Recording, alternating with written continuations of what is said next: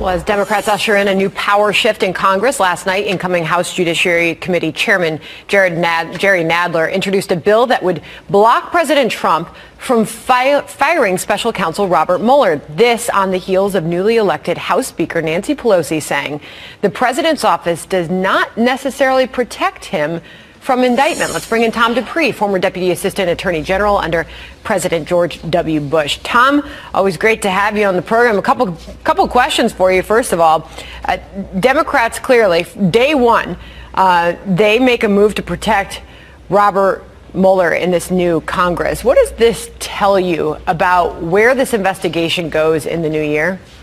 Absolutely. And look, Sandra, this is not a surprise at all. The Democrats were always very open about what they plan to do if they were to seize power in the House. And I think this bill is the first in what will likely be a long series of Mueller protection measures intended to protect the special counsel in the investigation from Trump termination. In my opinion, though, I think it's unnecessary. I think the president has been getting a lot of advice, good advice, in my view, not to fire Bob Mueller. So I think it's an open question as to whether this measure is even needed. And I don't think it has much of a chance of making it all the way through the Senate.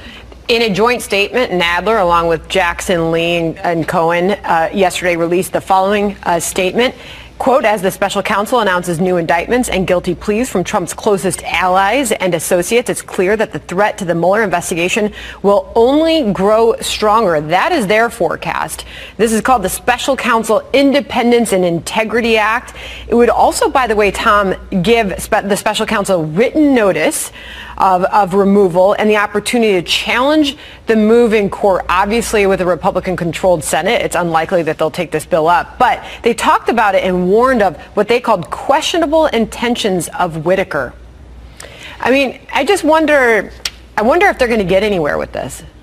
Well, I don't. Look, I think they're doing this for political reasons. And as you point out, this legislation has a lot of very curious stuff in it, including the ability for Bob Mueller, if he were terminated, to go into a federal court and litigate whether his termination was unlawful. I think this raises pretty deep constitutional questions. Anytime you place restrictions on a president's ability to hire and fire members of the executive branch, you start getting into very gray constitutional areas. But look, as I said, I think that this is the first in what will likely be many attempts by the Democrats to make political statements to try to insulate Mueller. I don't think it's necessary. And even as this investigation starts to reach its end, they say that the heat will be turned up on the president. I guess the other way to look at it is the investigation presumably will also be nearing its end point. And so I think there'll be a lot of sense from the president just to say, let Mueller play this string out. Let's end this. Let's put it all behind us and move on. One more question to you on Nancy Pelosi was asked about the possibility of indictment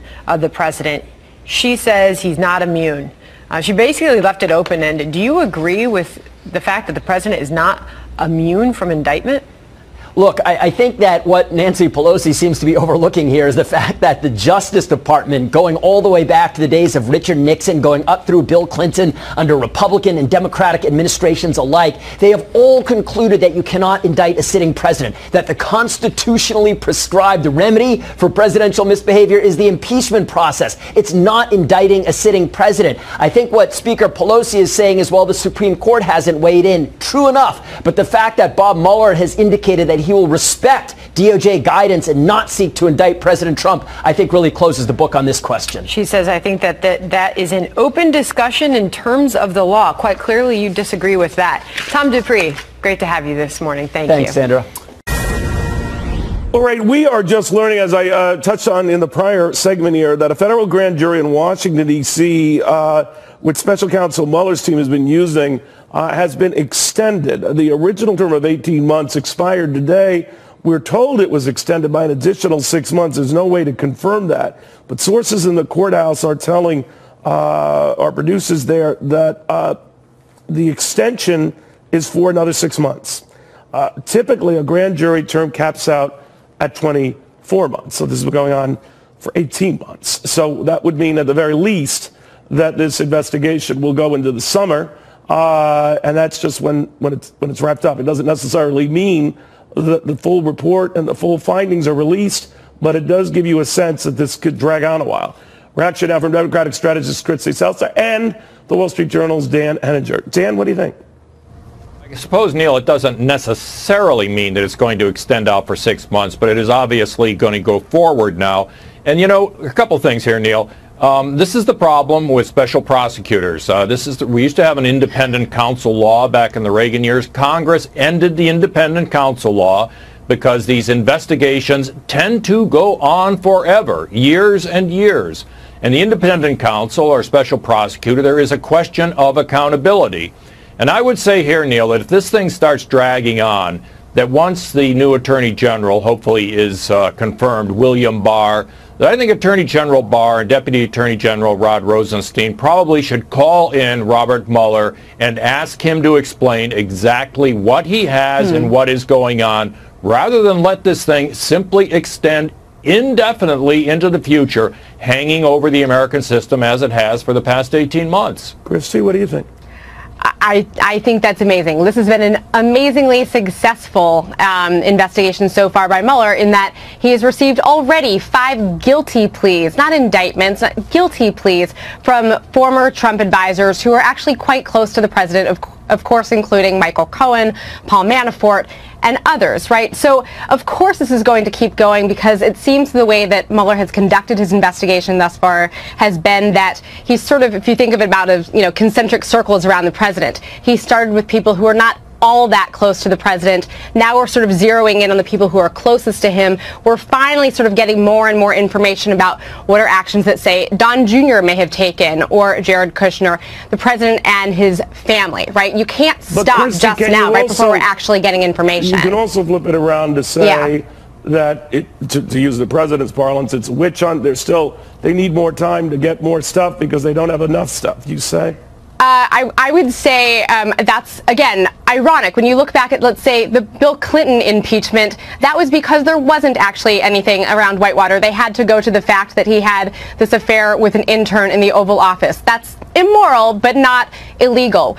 Mueller has turned over all kinds of actually illegal criminal activity around Donald Trump. Wait a minute. I will get to, but I just want to explain, Christy, that Clinton investigation veered wildly, of course, from real estate land deals to obviously a relationship with an intern. And the issue I raised for you, Dan, is if this goes beyond the original goal, finding Russian collusion or anything like that, into business deals that might go back, you know, quite some time, decades even, this has morphed potentially at the time requested, and it might not be the full 6 months, it might just be extended into something else, right?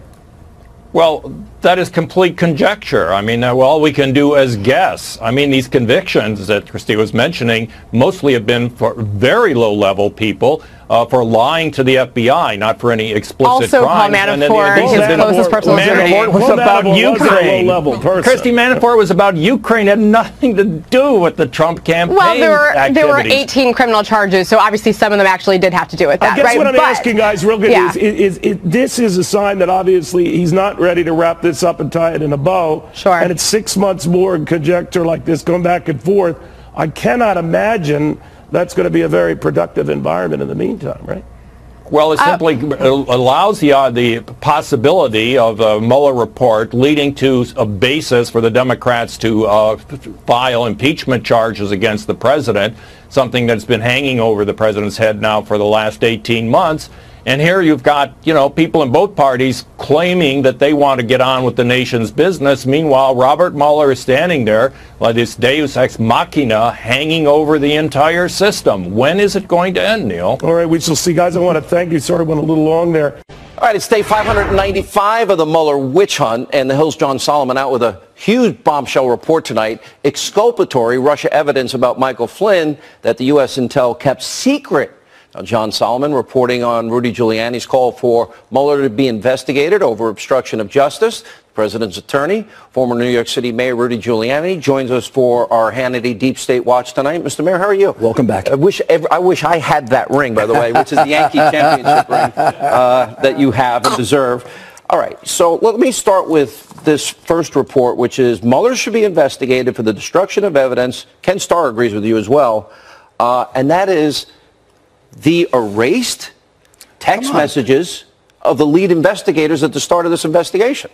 Well, this would be a massive scandal if it happened to us if it happened, if we were producing documents for them and we said, oh, we have 19,000 texts right at a relevant period that the relevant period that we had erased.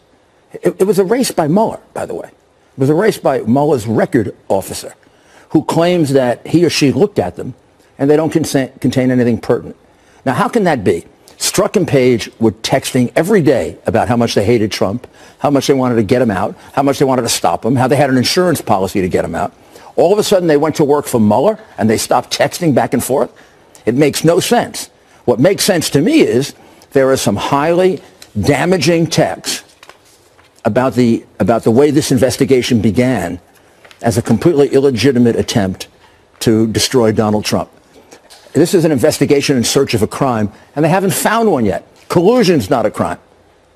It's not a crime. Firing Comey's not a crime. Firing Comey's not a crime. The campaign contributions are not criminal. They're not even a violation of the campaign finance law. They're paying off a possible civil judgment. This is make up a crime, make up a crime, make up a crime, hoping to find one eventually. Then they get everybody on process. And then they frame certain people. Look what they did to Flynn. What they did to Flynn is outrageous. He told them something. They had the paper in their drawer. No. Well, by the paper, you mean the transcript. The transcript. They surveilled him. They amassed him. They leaked raw intelligence. If they were searching for the truth, they'd have put that in front of him and said, General, does this refresh your recollection? I know this game. I used to play it a lot more ethically than they do. But it's even worse than that, because you had the deputy FBI director, McCabe, say, oh, you don't need a lawyer. And then you had the FBI director said, oh, it's 4 days into the Trump administration. We're not going to follow the normal process and go through the White House counsel. Yeah, we think we can get away with it because they're not experienced enough. Wow. Get away with what? 4 days. Get away with unethical behavior, possibly illegal behavior, totally reprehensible behavior on the part of a prosecutor. If General Flynn was sympathetic to the liberal media, they'd be outraged about this. They'd be demanding that his case be dismissed just to teach the prosecutor a lesson. Will Hillary ever get in trouble for the violations of the Espionage Act? Will she ever get in trouble for the obstruction of justice by destroying subpoenaed emails? Will the FISA, we know now that the top officials in the FBI and DOJ lied and presented unverified information to FISA court judges to obtain a warrant on a Trump campaign associate. Those 4 affidavits are false. They're false affidavits. What would happen if I did that? You'd be under investigation, possibly indicted by now. Would you, if you're my lawyer, could you get me off? I don't think so. Not unless there was an explanation I didn't know about. But the reality is it has to be investigated, and it's not being investigated. And Mueller has to be investigated for wiping out those texts at an extremely relevant period of time. They say it's part of the Justice Department retention policy. Garbage. It's not part of the Justice Department retention policy to destroy evidence. I mean, you can't supersede the law and say, I'm going to have a... The people that said Hillary should win 100 million to 0, that said the Trump voters he could smell because they're smelly Walmart people, that had an insurance policy and a media leak strategy. Well, you know, here's the mentality. I know these people. I knew them when I was mayor. I knew them before I was mayor. After all, I grew up in a liberal city. These people are on a moral high ground.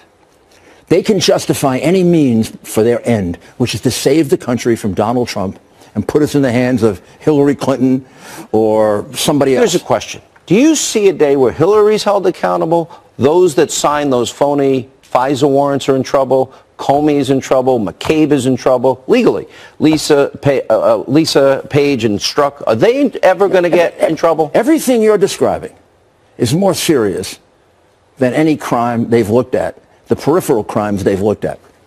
A false statement by General Flynn in which they're asking for no time in jail.